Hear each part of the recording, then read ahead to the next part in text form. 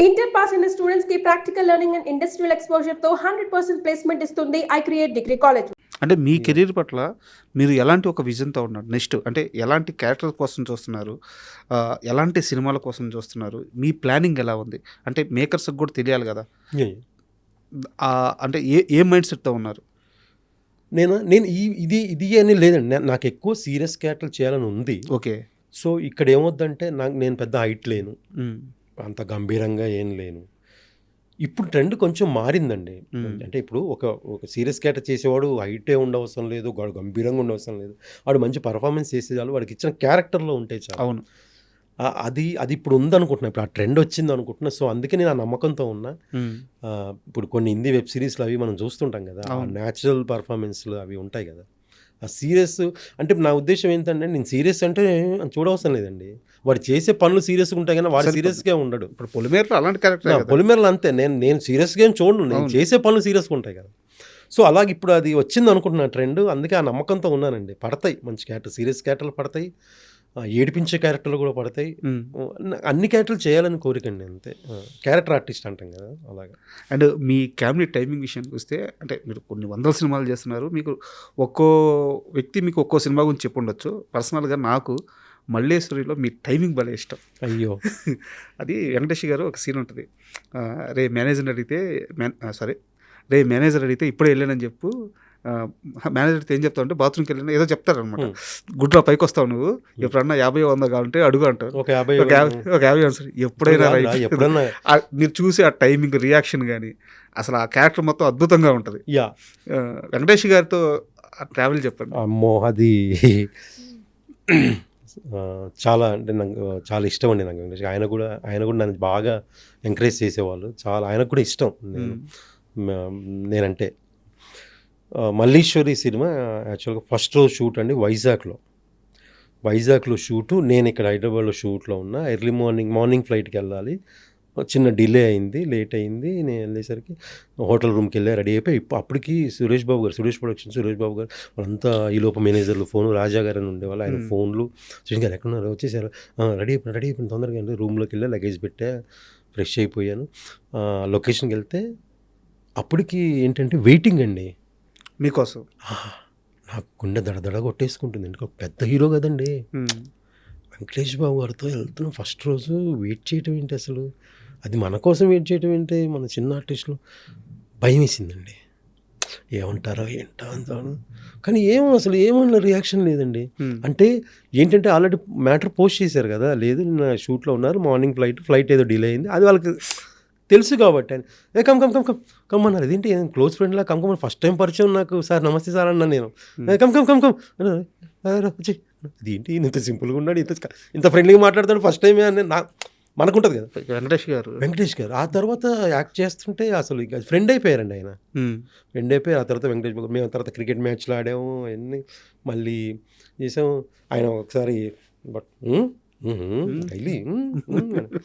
ఏదో సార్ అని. ఆయన టైమింగ్ సూపర్ అండి, కామెడీ టైమింగ్. ఆయన కూడా కొన్ని చిన్న సలహాలు అవి ఇచ్చేవాళ్ళు చేసేటప్పుడు. ఇంకోటి మల్లీశ్వరి విషయానికి వస్తే మీకు స్క్రిప్టే బలం అండి.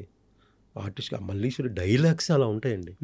ఆ ప్లేస్లో నేను కాదండి, ఎవరు చేసినా బాగుంటుంది. బికాస్ త్రివిక్రమ్ గారి రైటింగ్ కలం చాలా గట్టిదండి. త్రివిక్రమ్ గారిది పెన్ను చాలా బలమైంది అది. సో అందుకే ఆ పంచులన్నీ కూడా కొత్త మేము యాడ్ చేసింది ఏం లేదు, ఆల్రెడీ ఉన్నాయే చేసాం అంతే. మీరు అంటే ఆ సినిమాలో ప్రతి సీను పేలుద్ది. మీరు కనిపించిన ప్రతి సీన్ నాకు బాగా ఇష్టం. సూపర్ అండి. అది మెయిన్ డైరెక్టర్ విజయభాస్కర్ గారు, అబ్బో ఆయన నీట్గా చెప్పేవాళ్ళు. శ్రీని గారు అది అంత చాలా చక్కగా చేయించుకునేవాళ్ళు, బాగా చేయిస్తారు ఆయన. సో అలాగా ఆ సినిమా అది. ఆ తర్వాత మళ్ళీ నేను వెంకటేష్ బాబు గారితో సేమ్ అలాంటిదే, బిల్లులు ఇచ్చే క్యారెక్టరే తులసి. అవును. అదే నయనతార గారి బ్రదర్ లాగా ఉంటుంది ఆ క్యారెక్టర్. చనిపోతా తులసిలో. అదే ఆ పబ్బు పార్టీ సాంగ్ అయిపోయి వచ్చాక రౌడీలు పొడి చేస్తారు, పాపం వీడేందుకు చచ్చిపోయాడు అనిపిస్తుంది సినిమా చూస్తే. ప్రతిదానికి బిల్లు ఇస్తుంటా వెంకటేష్ బాబు, పార్టీ చేసుకుంటున్నా. అది కూడా మంచి క్యారెక్టర్ అండి, తులసి బోయపాటి గారి సినిమా. అండ్ మీ మొత్తం ఇన్స్టాలో కానీ ఫేస్బుక్లో కానీ మీకు సంబంధించిన ఈ ఇంటర్వ్యూ కోసం ప్రిపేర్ అవుతున్నప్పుడు నాకు బాగా తెలిసింది ఏంటంటే, బ్రహ్మానందం గారిని మీరు చాలా పర్సనల్గా ఒక గురువులాగా భావించేటట్టున్నారు. అంటే మీకు ఫ్యామిలీ కూడా ఆయనకి బాగా అటాచ్మెంట్ లాగా ఉంది. సో బ్రహ్మానందం గారి దగ్గర నుంచి మీ ఎక్స్పీరియన్స్ ఏంటి, ఆయన నుంచి ఏమి నేర్చుకున్నారు మీరు? నేను ఒకటి నేర్చుకున్నానండి. బ్రహ్మానందం గారు ఆయన ఏ టైంకి వస్తాడు ఏది ఇదంతా అది పక్కన పెట్టండి, అది ఏదో చెప్తారు. కానీ ఆయన చాలా హార్డ్ వర్క్ చేసి భయంకరంగా టయానికి తినకుండా 24 అవర్స్ కాదు 48 అవర్స్ 60 అవర్స్ ఇలా వర్క్ చేస్తూ నిద్ర లేకుండా చేస్తేనే ఈ స్థాయికి వచ్చారు. ఆయన హార్డ్ వర్క్ చేయకుండా వచ్చిన వ్యక్తి కాదు కదా. ఆయన ఇప్పుడు కూడా రిలాక్స్ అవ్వద్దా అండి? అంతే కదా. బ్రహ్మానందం గారు ఎంత హార్డ్ వర్క్ చేశారు, తిండి తిప్పలు లేకుండా టయానికి తినకుండా బిజీగా ఉన్నప్పుడు నిద్ర లేకుండా డే అండ్ నైట్లు అవుట్డోర్లు తిరిగి జర్నీలు చేసి ఎంత హార్డ్ వర్క్ చేశారు, ఈ స్థాయికి వచ్చారు. ఇప్పుడైనా రిలాక్స్ అవ్వాలి కదా. అందుకే ఇప్పుడు రిలాక్స్ అవుతున్నారు, హ్యాపీ. నేను ఆయన దగ్గర చూసి నేర్చుకునేది హార్డ్ వర్క్ అండి. ఆయన ఆ టైంలో చేసిన హార్డ్ వర్క్ చూసాను, నేను అది ఇన్స్పిరేషన్ తీసుకుంటా. ఆయన చెప్పారు చాలాసార్లు, ఇలా చేసాంరా, అసలు మాకు నిద్ర ఉండేది కాదు, తిండి టయానికి ఉండేది కాదు, జర్నీలు చేసేవాళ్ళం, ఇక్కడ షూటింగ్ అక్కడ షూటింగ్. దానికి మళ్ళీ ఆర్టిస్ట్ అవ్వకముందు ఎంత ప్రయత్నం చేశారు, ఎంత ఇది అయ్యారు, ఎంత హార్డ్ వర్క్. ఆయన హార్డ్ వర్క్ ఎప్పుడు నేను ఆయన దగ్గర నుంచి ఎప్పుడు అది ఆలోచిస్తాను, అదే తీసుకుంటానండి. తర్వాత మనిషి విషయానికి వస్తే ఆయన జ్యువెల్ అండి, చాలా సరదాగా ఉంటారు. నేను ఎప్పుడు కలిసినా ఎలా ఉంది లైఫ్ ఏంటి, నాతో మాత్రం చాలా బాగా అడుగుతారండి, అన్నీ అడుగుతారు, ఎలా ఉందిరా ఏంటి.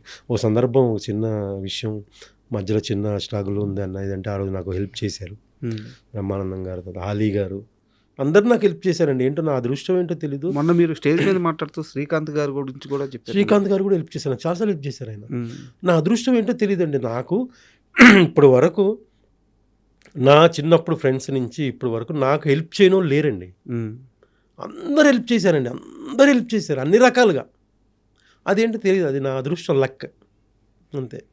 మా ఇంటర్వ్యూలో అంటే ఐడ్రీమ్ ఇంటర్వ్యూలోనే టిఎన్ఆర్ గారిది ఒక ఎపిసోడ్ ఉంటుంది వేణు గారితో. అవును, వేణు గారు. ఆ రోజు టిఎన్ఆర్ గారు ముందు వేణుని అడుగుతారు, శ్రీను దగ్గర నువ్వు ఎందుకు వర్క్ మానేసావు అని చెప్పి. ఆయన ఒక రీజన్ చెప్తాడు, మీకు తెలియకుండా మిమ్మల్ని పిలిచి మళ్ళీ ఆయన అదే క్వశ్చన్ అడుగుతాడు వేణు ముందే. మీరు కూడా సేమ్ ఆన్సర్ చెప్తారు. అంటే ఎక్కడా కూడా స్పర్ధలు వచ్చి విడిపోలేదు, అన్న చాలా మంచోడు, నన్ను ఎప్పుడు ఏమండు, మా అన్నే నన్ను అడగకపోతే బయటోడు ఎవడనాలని చెప్పి నేను వెళ్ళిపోయానని చెప్పి వేణుగారు చెప్తారు. మీరు కూడా అదే చెప్పారు ఆన్సర్. అంటే ఇక్కడ చిత్రం శ్రీను ఏ మనిషిని కూడా హర్ట్ చేయడు, ఏ మనిషిని బాధ పెట్టడు, అందరినీ గౌరవంగా చూసుకుంటారు. సో ఆ మంచే ఈ రూపంలో తిరిగి వస్తుండొచ్చు. ఏమో అండి, అంతే. ఒకటి నాకు ఇంతవరకు లైఫ్లో కోపం రాలేదండి. నాకు కోపం అంటే తెలియదు, ఇప్పటివరకు తెలియదు. నాకు కోపం అంటే ఎలా ఉంటే తెలియదు, అసలు ఇప్పటివరకు తెలియదు.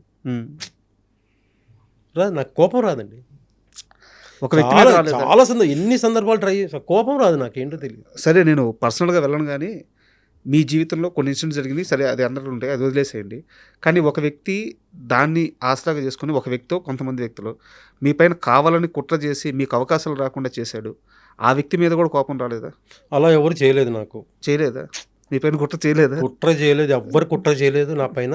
నాకు ఇప్పటికీ వేషాలు నాకు ఇమ్మని అడుగుతారు, ఇంకా వేరే వాళ్ళు కూడా చెప్తారు, అది ఓకే. నా మీద అసలు కుట్రే జరగలేదు. నా మీద నేనే కుట్ర, క్రమశిక్షణ లోపం. అండ్ జగడం విషయానికి వద్దాం. సో ఎంత మంచి క్యారెక్టర్ అంటే, నాకు తెలిసి హీరో తర్వాత హీరో అనుకోవచ్చాము. చాలాసేపు ఫస్ట్ హాఫ్ అంతా మీరే డామినేషన్, హీరో మీ పక్కన ఉంటాడు. సో సుకుమార్ గారు ఆ రోల్ చెప్పినప్పుడు ఆ ట్రావెలింగ్ ఎలా కుదిరింది? నాకు ఆ రోల్ ఏంటో తెలియదండి. తెలీదా? నాకు ముందు తెలియదు, ఎందుకో చెప్తా. నాకు ఆర్యా సినిమా నేను యాక్చువల్గా షూట్లో ఉంటే ఒక చిన్న 1 or 2 hours అడ్జస్ట్మెంట్కి వచ్చి ఒక సీన్ చేసి వెళ్ళా. ఆ సీను అసలు థియేటర్లో అసలు బయట ఎక్కడికి వెళ్ళినా ఆర్యా యోయో అని వాళ్ళను. ఆ సినిమా ఆర్యా చాలా పెద్ద హిట్. ఆ తర్వాత అంత పెద్ద డైరెక్టరు జగడం సినిమా, అది నేను క్యారెక్టర్ ఏంటండి అని శ్రీను గారు ఒక క్యారెక్టర్ అనుకుంటున్నా.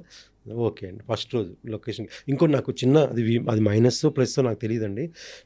నేను ఇప్పటి వరకు ఈ సినిమా కూడా స్టోరీ అడగలేదు.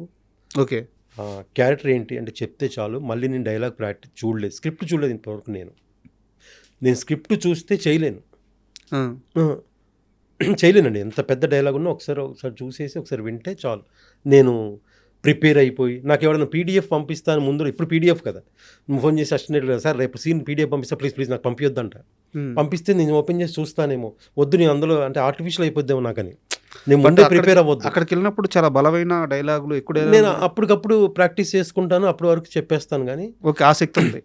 ఉంది, ఎందుకంటే నేను ముందే ఊహించుకొని నేనేంటి సీరియస్సా అంటే ఈ రోజు నుంచి నువ్వు సీరియస్ అంటే ఇలా ఉండాలి అది ఇంతెందుకు అది స్పాట్లో ఆ క్యారెక్టర్ చెప్పగానే ఆ క్యారెక్టర్ ఇలా ఉంటుందని బిహేవ్ చేస్తే సరిపోద్ది కదా నా ఫీలింగ్ అది నా ఫీలింగ్. ఓకే. ఇప్పటివరకు ఎప్పుడు నేను సీన్లు చదువుకోలేదు, డైలాగులు చదువుకోలేదు. తిట్టా నన్ను శ్రీనివాస్ రెడ్డి, సునీల్ గారిని తిట్టేవాళ్ళే డైలాగ్ చదువురా అనేవాళ్ళు. వద్దు నా క్యారెక్టర్ నాకు తెలుసు అనేవాడిని. ఆ డైలాగ్ ఏంటి, నా డైలాగ్ ఓకే రెడీ అనేవాడిని. సో జగడం కూడా అలాగే వెళ్ళారు. అలాగా వెళ్తే నాకు క్యారెక్టర్ చెప్పారు శ్రీని ఏంటంటే ఇది నువ్వు ఒక డాను, నీ దగ్గర హీరో పనిచేస్తూ ఉంటాడు, అది ఆ సీన్ చెప్పాక అర్థమైపోయిందండి నాకు. ఆ సీను ఇంకా వాళ్ళు ఆ సీన్ యాక్ట్ చేసాం అంతా ఓకే. మంచి క్యారెక్టర్, చాలా మంచి క్యారెక్టర్. నాకు ఆ సినిమా స్పెషల్గా ఎందుకంటే రాజమౌళి గారు ఒక ఇంటర్వ్యూలో చెప్పారు నాకు చాలా ఇష్టమైన సీను అని చెప్పి ఆ సీన్ గురించి చెప్పారు. అవును, నాకు చాలా హ్యాపీ అనిపించింది. అంత పెద్ద డైరెక్టర్ ఆయనకు ఆ సీన్ నచ్చడం అంటే నేను నచ్చుతాను కదా, ఆ సీన్ నచ్చింది. సీన్లో అందరూ బ్యాక్ షార్ట్ నాకు చాలా షార్ట్ ఇష్టం అని చెప్పి చెప్పారు. అవునండి. ఆ తర్వాత మళ్ళీ సుకుమార్ గారితో ఏం చేశాను, ఆర్య 100% లవ్ చేశాను, జగడం. And for more videos, Please subscribe to iDream. Please subscribe to iDream. Please subscribe iDream. And please subscribe to iDream. For more videos, subscribe to iDream. please like, share and subscribe to the channel. Congratulations, iDream. Subscribe to iDream. Subscribe to iDream. So subscribe to iDream Media. iDream ki iDream team andarki huge congratulations. Please subscribe iDream Media. Please subscribe to iDream. Subscribe iDream. Please subscribe to iDream. iDream అంటే నా కళల channel subscribe చేసుకున్నారు, నోరు తిరుగుతలేదు, మీరైతే గంట గుర్తు కొట్టండి. For more such videos, please subscribe to iDream. Subscribe to iDream. Please subscribe to iDream. Please subscribe iDream Media. Please do subscribe to iDream. Please subscribe to iDream Media. For best entertainment and information, please subscribe iDream. And don't forget to subscribe to iDream.